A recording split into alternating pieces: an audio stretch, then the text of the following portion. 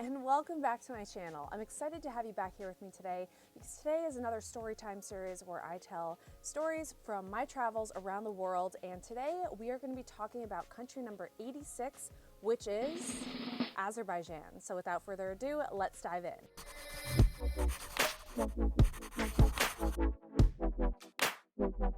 If you're new to my channel, welcome. On my channel, I talk about my travels from every single country in the world, and I also share fitness tips and Ironman training.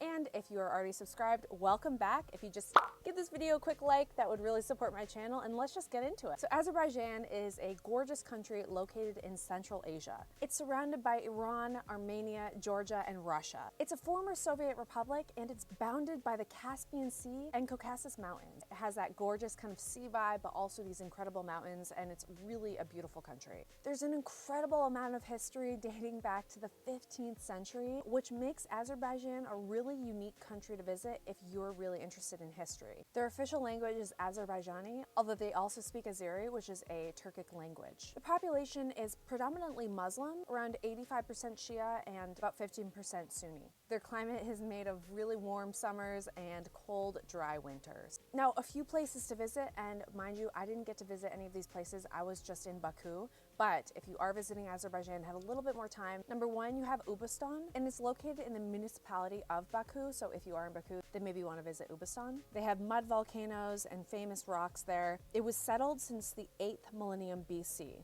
so a lot of history there. It's also known as Gubastan National Park. Now, I'm probably going to butcher this name terribly, and I tried looking it up, but still. Another place you might want to visit is Azerbaijani. Let me know if I pronounced that right or wrong. I'm sorry if I pronounced it wrong. But this is essentially the old city of Baku, and I did have the opportunity to walk around here a little bit, and I am obsessed with old cities. I don't necessarily like cities when I travel. I tend to mainly stay in nature spots if I can, but if I am going to travel to a city, I love visiting old cities because you just get a true sense of the heritage and the culture, and there's just like little mom and pop shops that don't really exist in the larger area of the city, in the main industrialized parts of the city.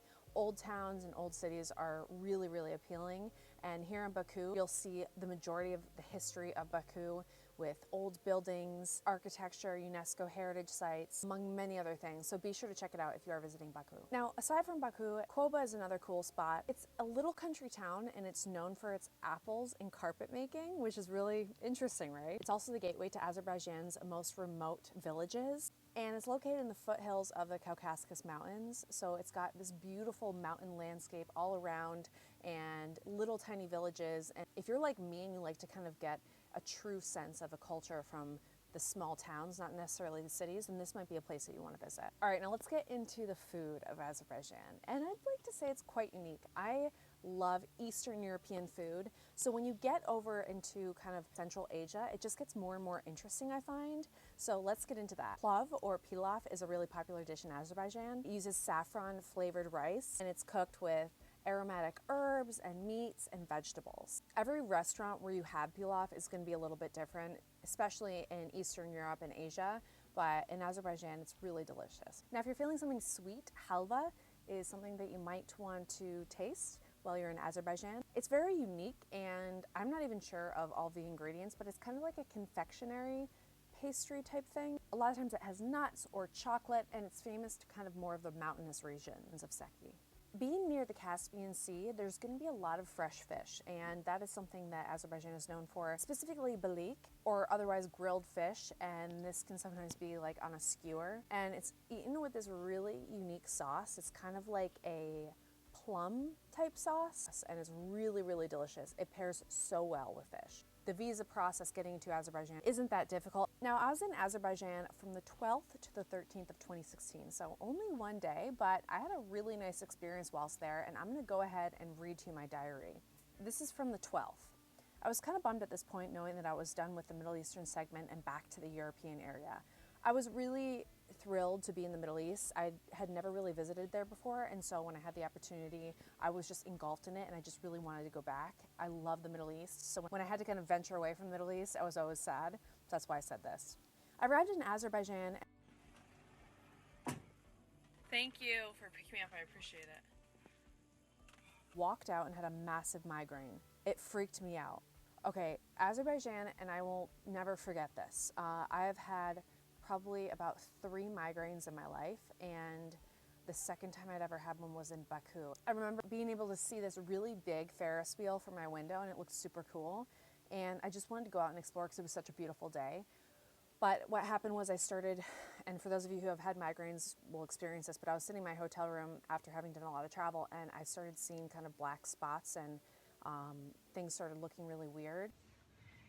Hey guys, so I just got out of the gym and I just lifted and did a pretty light workout, and I just got back to my hotel room and I couldn't see as I was texting on my right eye. It was like zigzags, you know, kind of these crazy zigzags that were moving, you know, weird out of my right eye as I was trying to text. And Everyone's experience with a migraine is different, but I just remember being really worried because I was scared because I was alone in this hotel room in a new country, and I was experiencing a migraine for the second. I hadn't really remembered the first time I experienced it. I think it was in high school I had one. So it had been a really long time. And I was just really kind of scared. I kind of felt it coming on. I was kind of losing sight in certain areas, and I just really had to stay in the hotel room and try and go to bed. And I knew that this really big headache was about to come. You know, surprisingly, it wasn't that bad of a headache. So I was able to kind of get up. Usually I'm out for at least a full day with a migraine after I had this sort of visionary experience. But it wasn't that bad when I was in Baku, and I was really grateful for that because I was so excited to go out and explore. Today I wanted to go out and explore. I didn't eat breakfast and I was starving, so I went to the Coffee Bean. You know, I try to stay away from Americanized coffee shops and restaurants, but hey. And got an Irish coffee and a blueberry muffin. These 2 old men from Russia tried talking to me, and I walked with them for a bit, which was really nice. They told me a little bit about Baku and Azerbaijan, and I was really grateful for that. I then wandered to the old town and went into this guy's carpet store for 2 hours.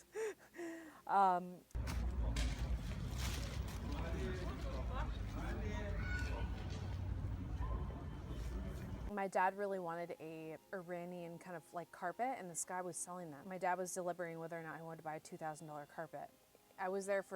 I did learn a lot from this guy. I mean, I was in that carpet store for 2 hours trying to get this carpet, and then my dad really wanted one, then he decided not to. I went to this restaurant at this hotel and sat upstairs and ordered this pumpkin and pomegranate quesadilla type thing and a yogurt soup and a glass of wine. Everything total was $7.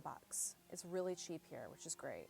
All right, so I didn't go into great detail with this restaurant, but if I find it, I'll put it up here on the screen. I didn't like to plan my travels when I arrived in the country. I just like to kind of go with the flow and listen to people where they said I should go, what the best places are.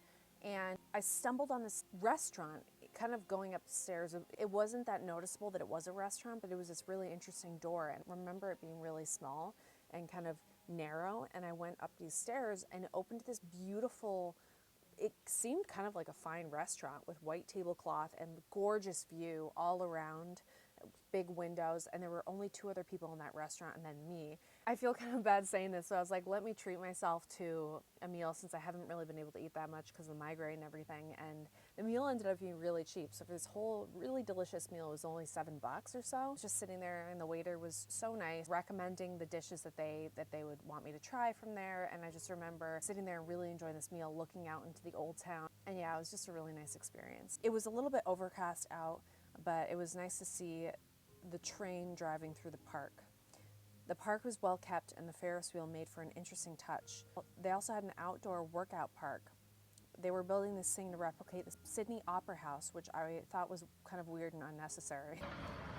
Just walking along the water now here in Azerbaijan, in Baku.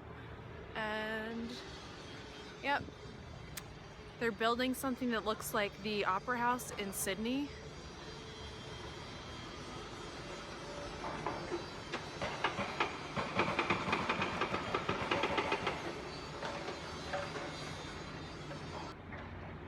But they have a lot of interesting architecture here.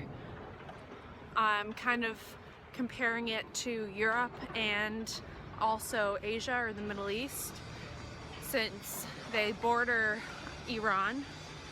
but they have more of a, they're ex-Soviet Union, communist country. And so I see a lot of similarities to kind of Eastern Europe, Russia, Ukraine, but there's also a lot of history with the, you know, you can tell it's kind of got a lot of European flair to it. So it's actually really nice.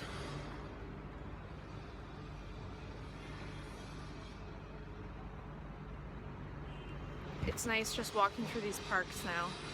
And I went to a restaurant earlier that had local Azerbaijan food, and it was really good. I had this soup that kind of tasted like yogurt, and this quesadilla type thing that had pumpkin and pomegranates in it. It was really good. Now I'm about to work out, and then probably have something at the restaurant in the hotel too. Overall, I really liked Azerbaijan. It was really, really well maintained and really pretty, right on the sea. It was so clean and organized and with gorgeous landscaping.